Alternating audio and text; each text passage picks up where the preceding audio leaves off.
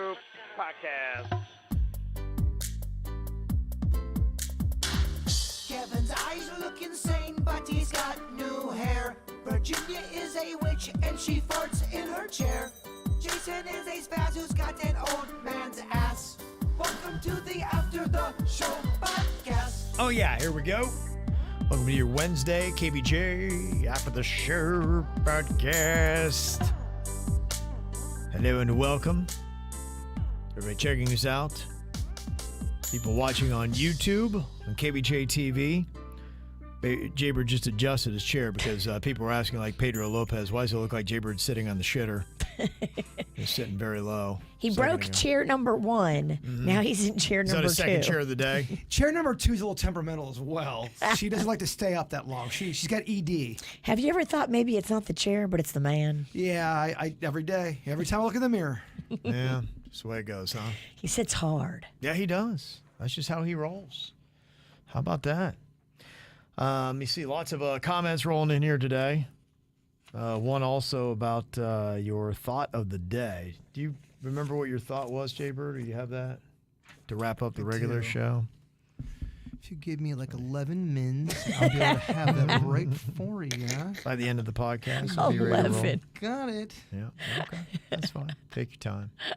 Are they ripping on it or they liked it? They just had a comment about it, and I was trying to get the clarity because I was trying to remember what it was. Because if they're dicky about it, I don't know if I really feel like looking for it. I hear you, right. What am I going to set you up for your insult? Set me up for a fool's errand over here. Welcome to the KVJ show.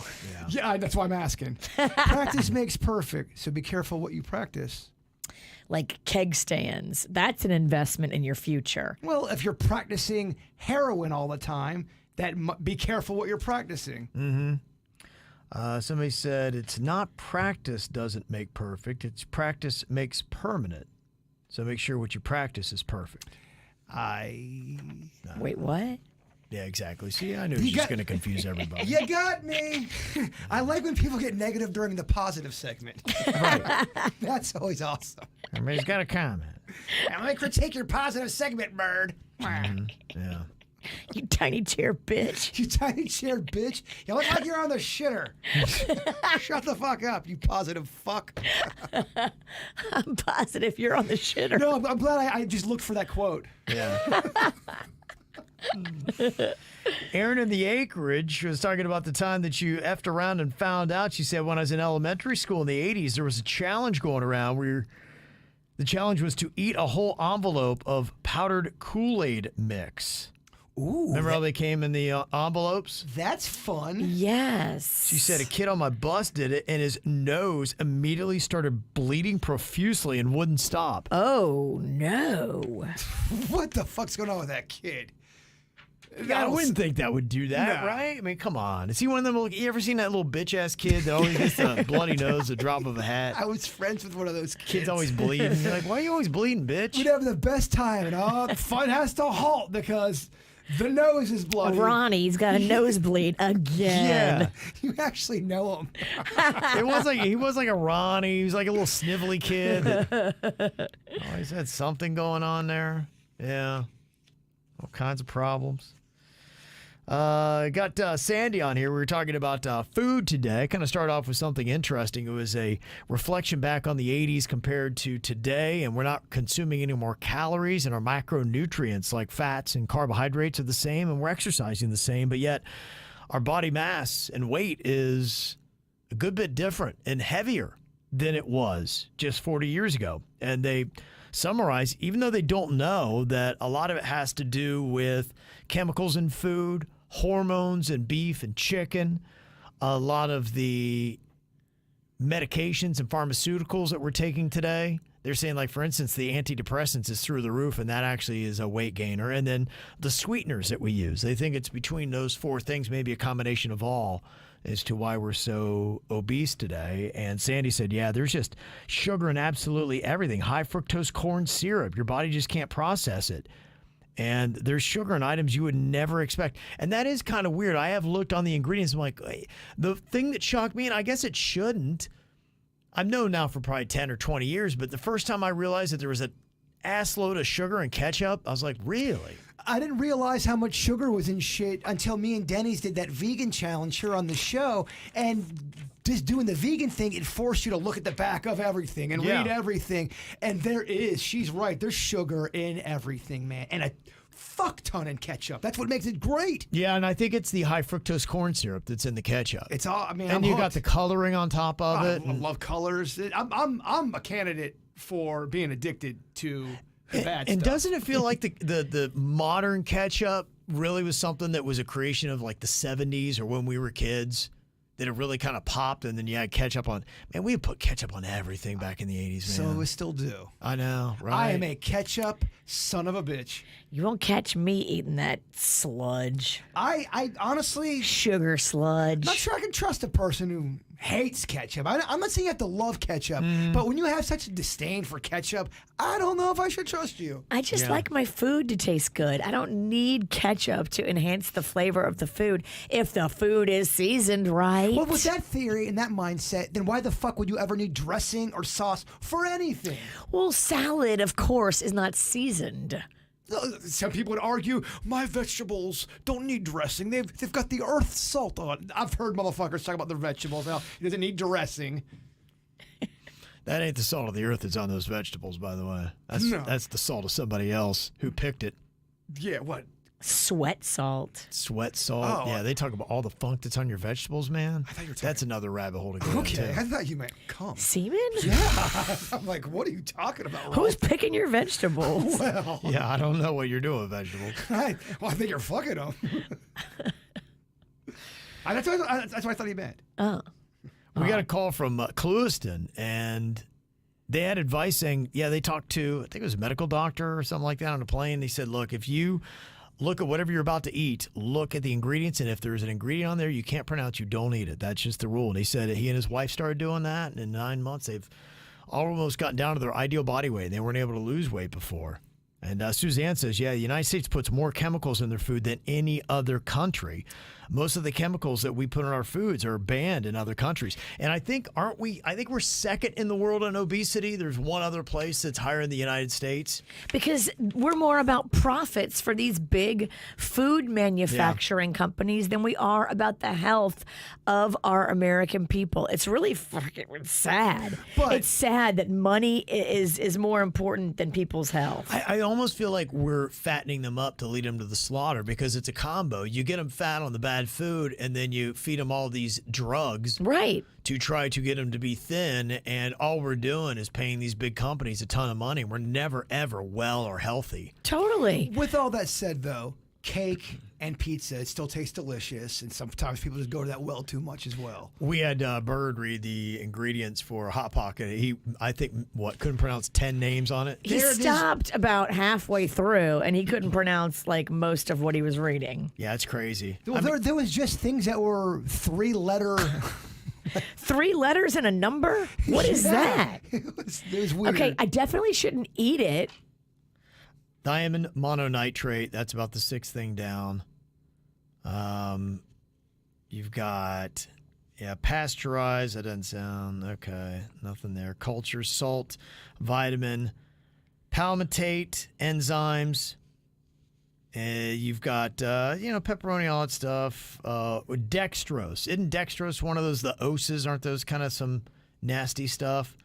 Lactic acid starter. And then, here we get down to about a quarter to halfway.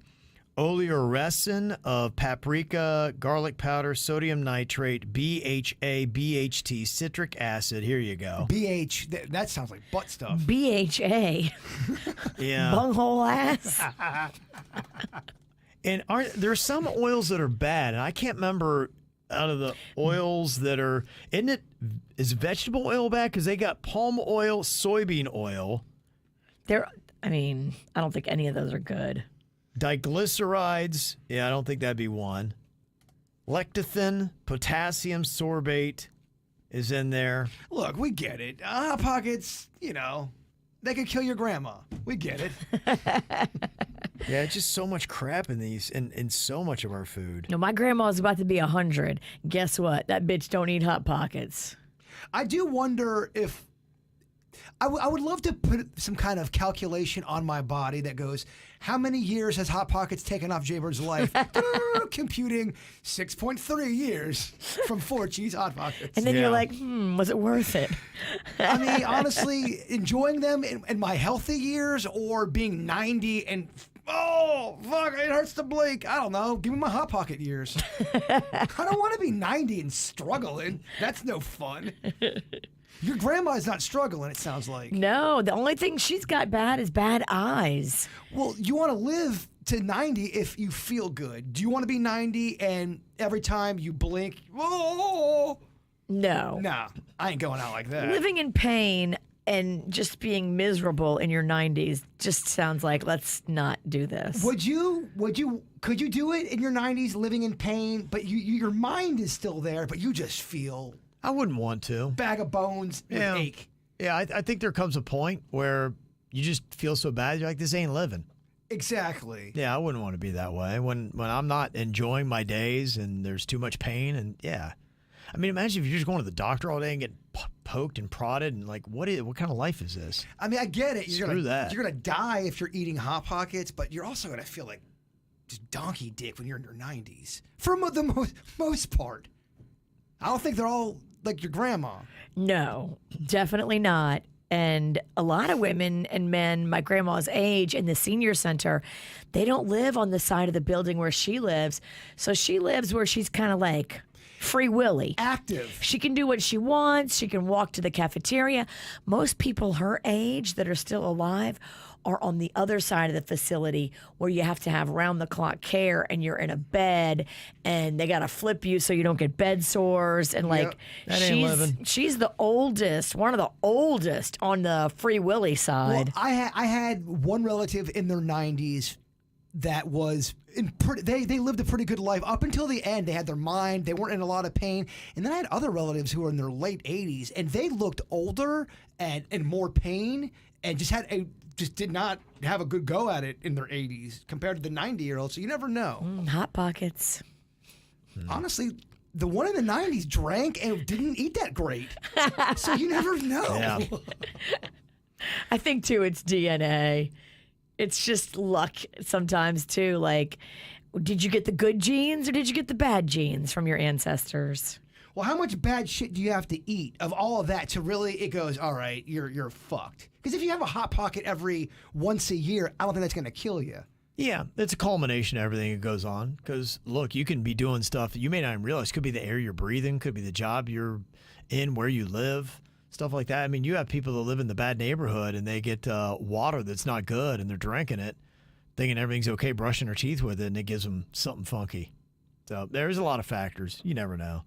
Everything out there in our environment's kind of killing us. And that's why I say eat your fucking Hot Pockets. Chris was talking about restaurants and the ones that are closing. Yesterday, we kind of got into that. We had seen that some of the brews rooms, in fact, that what we'd heard yesterday, a lot of the brews rooms are going to be shutting down. Pretty much all of them gone. They're kind of on the mark to be there. And also the group that owns Outback Steakhouse and Bonefish Grill, so they're going to be downsizing as well. And Chris said, yeah, you're talking about the restaurant closures. And, you know, it's no big surprise to me that they're closing because these restaurant executives got super greedy with profits. They cut corners in quality. I managed an Outback Steakhouse years ago, and I quit because they ran us into the ground. Outback changed our pay scale of a straight salary of $50,000 a year to $30,000 a year. And then they told us, well, if you want to get back to your $50K, you figure out how to cut cost to make up what we're cutting from your salary. Wow. That so sucks. they make you red wedding your own restaurant. So you have to like start cutting back on quality in order to still make the same amount of money you used to make. And most people are going to try to make sure they get their salary.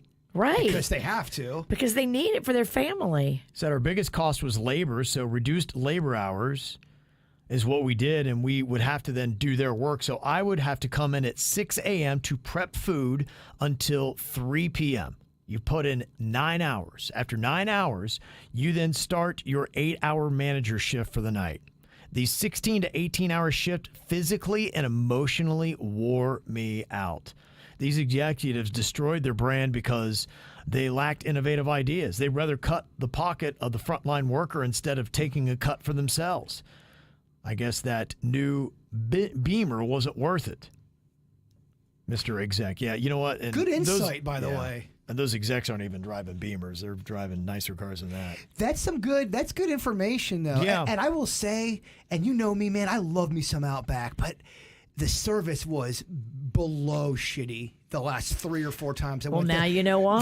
There's I nobody think in the people are restaurant, noticing and then there's that, no yeah. one serving you. You're having places, so it started with our conversation about Tijuana Flats last week, but a lot of people are saying, it's decreasing in quality. And unfortunately, I'm hearing more of that regularly about a lot of places. A lot more places I'm hearing like, oh my gosh, this place has turned it around, or they're doing great. Miller's Ale House is maybe the one place where people are like, yeah, they've upgraded. They're doing better these days. If Virginia makes me a dish every single day, and I love this dish, as soon as she changes the ingredients, if I really love that thing, I'm going to be dialed in to any kind of change you have on there. And you're going to know if I've used cheaper, substandard ingredients. And then when you taste it and it's not as good, you're just not going to come back. Well, a lot of people go to a restaurant because there's 2 or 3 items they really love. And if one of those items gets killed or changes on you, you may not be going to that restaurant no more. You're right. Yeah. And then, we were talking about yesterday, I think it was the Kellogg's. Yeah, he's the dick face, right? He was the one that said, yeah, you should start eating cereal for dinner because you could have $1 dinner for everybody. You could add a little fruit or whatever. And people are like, well, first off, do you even know how much your own product costs? Because, you can't do it for $1. Just as expensive as cereal is, fruit is expensive. Well, people are like, you're just out of touch. You're not eating cereal for dinner. There's no way. His annual salary, it came out, is $4 million a year. Oh my gosh. Oh, he's not eating any Cookie Crisp? So, you're trying to market a product to people, and then you go on TV and you're talking about the finances and the economics of something. You say something so boneheaded as now, that's like the Marie Antoinette let them eat cake kind of comment. And that's how a lot of people feel about the 1%ers, is that there's just such a gap between the uber ultra wealthy, and it's grown. They don't have any connection to the regular people. There's such a wage gap, and how these people that are these 1%ers have ridiculous amounts of money, while a majority of people are struggling to afford dinner. It's crazy. And, we're looking at stuff like, okay, do I even have money to eat out? Stephanie, she said, I got 7 mouths to feed in my house, 3 kids, myself, my husband, 2 dogs. We love eating out, but it's just getting way too expensive. We went to Hooters a few weekends ago. It was over $150. Oh, yeah, easily. If we splurge and go sushi, it's $250. And, we can't do it. So a lot of people are cutting that out. And you look at these restaurants that are caving, and that's a big part of it. I ordered from Domino's the other night. It was for me, Denny's, and Jen. Yeah. I got one of them little You didn't get no pizza for baby Lachlan? I can't wait for that. Oh, you dick. So I got a sandwich, I got a medium pizza, and then I got a large pizza. So only 3 items. Mm-hmm. I'm sorry. And then a bottle of Coca-Cola. It was $73 fucking for all that. Wow. And I didn't go Yeah. through Uber Eats. I went through Domino's. Dang. I watched them make it. I watched them Yeah. fuck it up. Didn't give me the right dough. Did not give me the right sauce. Yeah. I think that problem that you're having is your Domino's. Because my Domino's up in Tequesta is on point. But my point is that even that's not that much food. Right. And it's that much money. Mm-hmm. Yeah, I think people are really looking now. In fact, Stephanie, who sent this in Hollywood, she said, I want to let the good people know that Sprouts, specifically the one in Dania, has food on sale that they just need to get rid of before they have to throw it out.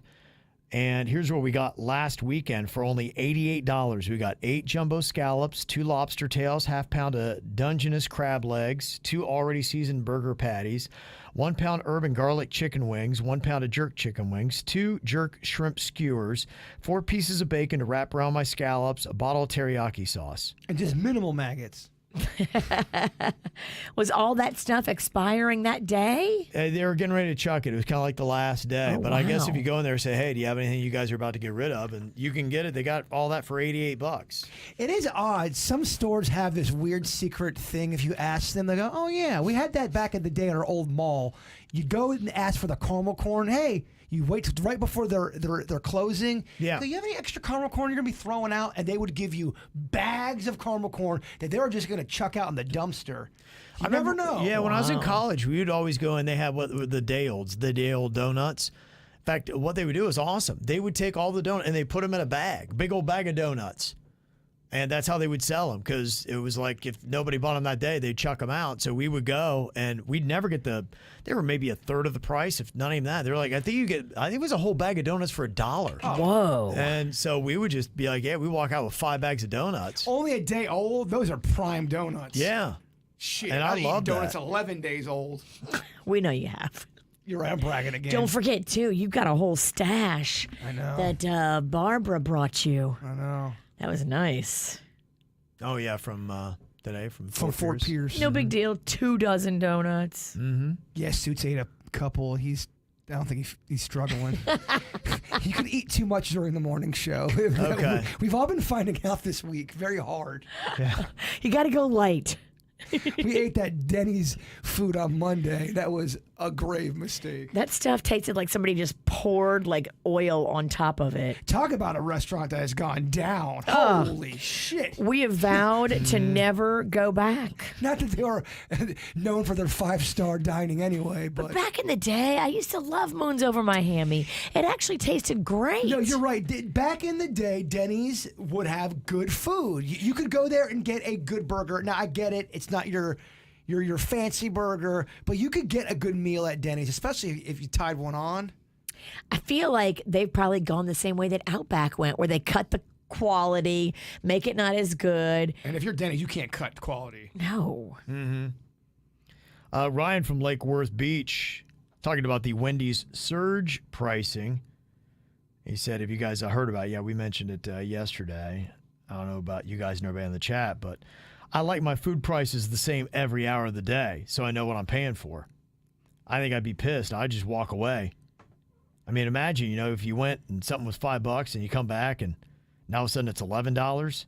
Seriously, what is this world coming to? Yeah, I think it's going to backfire. There's a lot of comments on TikTok with people weren't feeling that. And most people, they've got to know. You can't have that guessing game. And if you have a lunch break, you have a certain amount of time, you go to a Wendy's where you'll pay whatever, and this is how much you can afford for your lunch, and then all of a sudden it's 30% more than what you normally pay, but now you don't really have time to go anywhere else. It's just kind of messed up. People can't do that. And again, I think this is somebody at a corporate level that is making a decision, and they don't walk a day in the shoes of their consumers, and they have no idea what they're doing. Because you got to say, okay, what is a Wendy's customer like? And I could see that being the thing. And if you go, my $5 burger or my $5 meal is now $11, then you're like, oh, what the heck? And I don't have time to go anywhere else. You're never going back to that Wendy's again. I have heard of some shitty ideas in the fast food world. That, without a doubt, is the shittiest idea I have ever heard for any kind of fast food of anything. It creates confusion, and the consumer feels like you're duping them, and nobody wants to feel like they're being taken advantage of. I'm not kidding you. Number one, in my opinion, that is the shittiest idea I've ever heard for any kind of fast food of anything. It's not being well received. I think it's a horrible move on Wendy's, and it's going to backfire in Wendy's face big time. Yeah. No, I really think it will. He said, seriously, what is this world coming to? Is fast food now only for the rich? Am I supposed to price out my French fries like it's a commodity on the New York Stock Exchange? Do I need to set up price alerts on my phone now to notify me when fast food reaches an affordable price? That's weird. Where does the madness end? And these are the things that people are saying about I it. feel like it happened within the last 2 years. It's just all of a sudden, boom. Or the last year, at least. It is. Honestly, I think part of it, you look at the Kellogg's fucker, and it's, I think it's part of it. I think that the wage gap that we have and the CEOs and the people in boardrooms who are making annual salaries of $4 million are completely out of touch.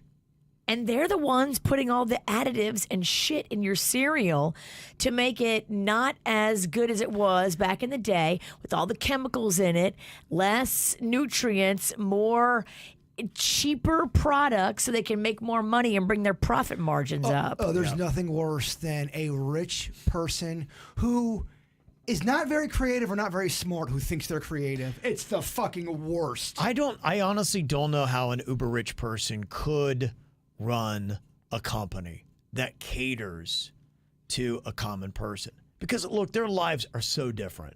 You know, I don't know the day to day. I mean, I talked to my daughter and her job, and it's just their life. It's not relatable. You don't understand the struggles in the day to day of the people that you're trying to make a product for. And I just don't know when you are a cereal guy or you're a fast food CEO and you're not living that life and you don't rely on that product and you don't have the same kind of budgets that your typical customer base has. How do you ever make smart decisions for your clientele? It's gonna I think it'd be a real struggle. It's gonna change. It has to change. I mean, I was reading off some. Well, they're going out of what we're seeing, and the common theme this week is they're all going out of business. I mean, I was reading you off some of the just alone. It's different in every state. The price of a Big Mac, and some states were selling it for like $8 That's crazy. without fries. Yeah, it's gotten crazy. It really is pretty nutty. We had talked about the comment. I can't remember what form it was. Might have been Reddit or something like that. But it was somebody testing out the theory of, in lieu of buying a wedding gift, just pay for your own plate at our wedding. Because we'd love to have you join us for the wedding, but we can't afford to pay for your meal. Good idea, bad idea, man. They were getting roasted. Yeah, people don't want to hear that. You guys, you phrased it wrong. Just do it different. You know, set up a honey fund and ask people to donate, you know, there to your honeymoon. You can't ask people to pay per plate because if you can't afford to throw a wedding, don't throw a wedding. Even the term honey fund is going to make people want to kick your guys' asses. Yeah, Mimi said my daughter's wedding in Port St. Lucie in December is costing $250 a person. Oh, my God. Yeah. $250 a person? $250 a plate. That better be all you can eat. I think a lot of times you can get. You can ask for a it second depends. plate. You can? If it's plated a sit-down dinner, usually you can't ask for a can't? second Oh, no, plate. no, I've been to but weddings. if it's a buffet, then sure, you can go up as much Yeah, I as you guess want. a lot of them aren't really buffets. They're I not. really don't go to. I mean, I probably haven't been to a wedding in 15 years. You've aged out of having your friends I'm getting happy married. about that. Believe it Yeah. or not, I've been to some weddings in the last few years, and it is Virginia's right. There are some where you sit down and they give you some fucking bullshit fish you didn't want with no kind of backups, and then And a vegetable medley. some kind of bullshit medley. Yes, oh, God, do I? Bullshit fish and bullshit vegetables. When I see a vegetable medley, man, Angry Bird comes out. I do not like that. But the buffet ones, those are awesome. Buffet ones, I think the upper crust of party throwers will tell you that, oh, no, a plated dinner is way better. And I would disagree because buffet gives choices to your guests. Buffet gives opportunity for your guests to go back up and get more of something if they want it. I think it's just a more caring way to present the food. Am I the worst person if I throw my wedding and for the reception, you've got a whole big ass taco bar section, and then on the other side, whole pizza section? It's perfect. Yeah, you do you. You do People whatever at you want to do. your magical, non-existent, that's never going to happen wedding. Exactly. But if I did get married, it would be fucking amazing. The party would be. I can't wait. Yeah, Mimi at $250 a person, she said, I think it'd be tacky for us to ask people we invited to pay for their own meal at cost. So she said, though, it's so rude at any price. So apparently that's just a wedding no-no. $250. You just can't say it like that. You can't say, I need you to cover the cost of your plate because we can't. Well, if you can't, then you shouldn't have that big of a fancy wedding. $250 for some bullshit trout and some medley. Go to the courthouse, hooker. Eduardo said, is it okay to have a honey fund at a destination wedding? So this honey fund's a real big thing, huh? The destination weddings are tricky because the people that are coming to your wedding, their gift is their presence because they had to buy an airline ticket. They had to pay for a hotel.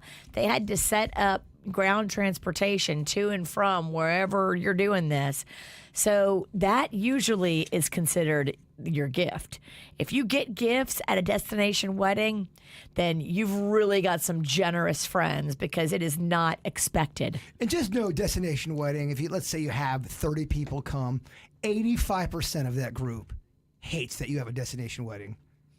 That number, 85%, you think? Absolutely. Even if it's a cool ass location. You came to my destination wedding, you dick. I'm part of that 15, dog. I'm 15% strong. Yeah. Backpedal, backpedal. Yeah. You're different. Come on. I love you. But I didn't like traveling. I had a great time at your wedding. I had a great time. You did a Because fun you don't- road trip. 'cause you didn't do a shitty wedding. You did a fun, it's part of their balls and tits off kind of a wedding. It was lots of drinks. And you had good food. Yeah, we had party. They have some new details on the shootings that had happened on Valentine's Day. Remember, we had a couple. We'd had the one that happened in South Florida at the Gardens Mall, and the one in Kansas City. Horrifying. Yeah, they've charged the guy with the Gardens Mall. It was, I guess, gangbangers, and one saw the other one. The guy already was a felon, so he couldn't have a gun. So I think he gets 15 years just for that, minimum. And then they've got other charges they're going to tack on. So that dude is going away for 15 years. But the thing that stood out, remember how I was telling you that my cop buddies used to always tell me how gangbangers cannot shoot? Yes. They'd shoot to look cool, and he said the safest place to be is in front of a gangbanger trying to shoot you. And in the report, that gangbanger shot at the other guy 5 times and grazed his wrist with a bullet. He missed him. He basically missed him 5 times. He grazed him 1 time. Wow. Did anyone else get hit?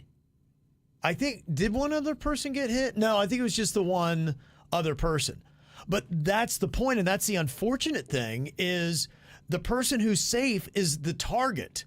When a But gangbanger the innocent shoppers Yes. around him. they're hitting everybody else because they can't fucking shoot because they point the gun sideways. They don't have a good stance. They're trying to look cool. They're in a car driving by. There's a gazillion different reasons. Did you say they were just one was chilling at the mall and saw the other one walking, and that's what happened? I think that's what it was. Yeah. So they already had beef. They saw each other, and then.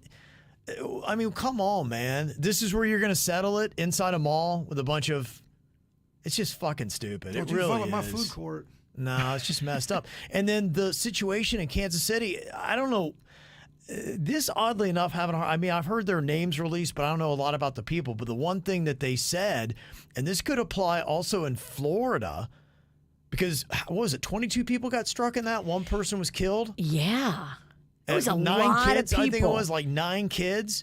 And they say with that, it could be a test of Missouri's stand your ground law, which we have, because both guys who shot at each other said they did so because they felt threatened, which I guess is supposed to be covered under the stand your ground. So there's a massive flaw there. Again, you have people that just don't know how to shoot. That's the scariest thing. And look, I'm all for, like, my dad loves guns, all about them, but my dad is the one person I can tell you does it right. My dad shoots every single week. He goes out, he tracks his shooting ability to a percentage. And he watches all the videos. He has his stance down. He does his breathing. He does everything you're supposed to do if you're a marksman. I mean, I could be exaggerating, but I felt like every single room he showed me at your house had or at his house had a gun in it. I think he has 22. He goes, this is the living room, got a gun there, got a gun there. He has guns everywhere, yeah. It's just, they're all over the place. So I think it's like every 10 feet he has a gun. And he loves Dirty Harry. He does. He loves it. But my dad is a dude that if he's shooting, he'll hit his mark. Let me ask you this. If I was, let's say I was someone trying to attack you from the distance I'm coming at you from here. Yeah. Would you be able to shoot me? Because I know you shoot guns. Would you be accurate? Well, the question is, do you have your gun out already? Yeah, I mean, if your gun's not out. I just start to attack you. Your gun's in your wife's purse. With your balls. Yeah. No, you're fucked. You can't do anything. You go to grab the gun, you pick out one of your testicles. Yeah, no, at that point, you readjust. You gotta fight. You're not getting to a gun. Then you throw your testicles like a snowball. My dad works on that, though. He works on drawing quickly in case there's a rush. He times that out, too. That's what I'm saying. If there was a rush, could you draw? I could. No, my dad could. My dad would know. He would know exactly how long you had. So he could tell you within how many feet he can get his gun out and make a good shot. Me, no, I have no If idea. I was 90 feet away, walking to you with a machete, you could take me out. Yeah, I got you then. Okay.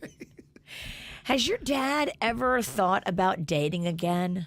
Has he ever No. talked about that? No, No, he's done. No, I don't think he has any desire. He's got God, guns, and dogs, and that's all he needs. He is completely satisfied. When I was up there, I felt like he kind of, just by the way he was talking, he wanted to kind of be on his own a little bit. He He's an only liked child. it. Yeah, he loves it. He is completely content. That guy can hang out by himself all day long and be completely fine with it. He's good. I had a blast with him. I really did. Yeah, he's good like that. So, yeah, those two stories are fascinating. So it'll be interesting to see what happens in the Kansas City case if they test that. Yeah, because do you have a right? I mean, is being threatened enough to be able to whoop out that piece and start spraying a crowd with bullets? Why did you pull the gun out at the cashier? Well, I felt threatened. I thought he was going to pull a gun out on me. Yeah, I mean, I Right. don't really buy it when you shoot 22 innocent people and the problem was you felt threatened. Yeah, absolutely. I'm not buying it. Yeah, And a lot of people aren't going to buy it. Yeah. So, interesting stuff. So, we'll see what winds up happening with that. All right. Appreciate all your emails. You can always get them through to us. mail@kvjshow.com. mail@kvjshow.com. You enjoy your Wednesday. See you back here tomorrow. Goodbye.